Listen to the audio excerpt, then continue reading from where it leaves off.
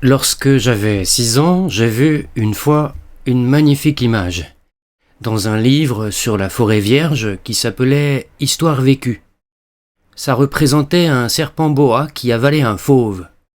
Voilà la copie du dessin. On disait dans le livre, les serpents boa avalent leur proie tout entière sans la mâcher. Ensuite, ils ne peuvent plus bouger et ils dorment pendant les 6 mois de leur digestion.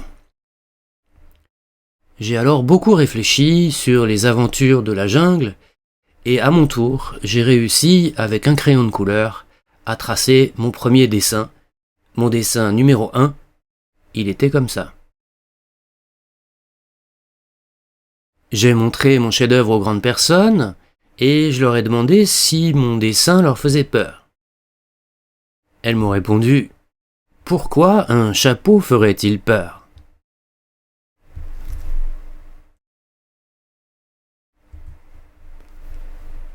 Mon dessin ne représentait pas un chapeau.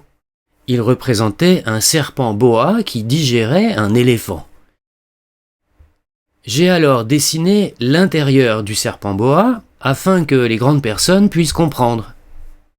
Elles ont toujours besoin d'explications. Mon dessin numéro 2 était comme ça. Les grandes personnes m'ont conseillé de laisser de côté les dessins de serpents boa, ouverts ou fermés, et de m'intéresser plutôt à la géographie, à l'histoire, au calcul et à la grammaire. C'est ainsi que j'ai abandonné, à l'âge de 6 ans, une magnifique carrière de peintre.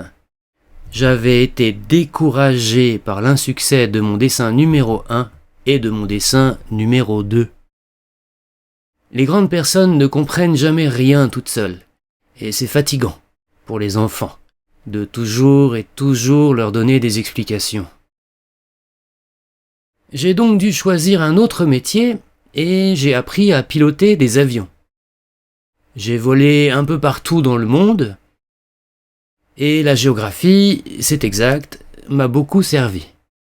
Je savais reconnaître du premier coup d'œil la Chine de l'Arizona. C'est très utile si l'on s'est égaré pendant la nuit.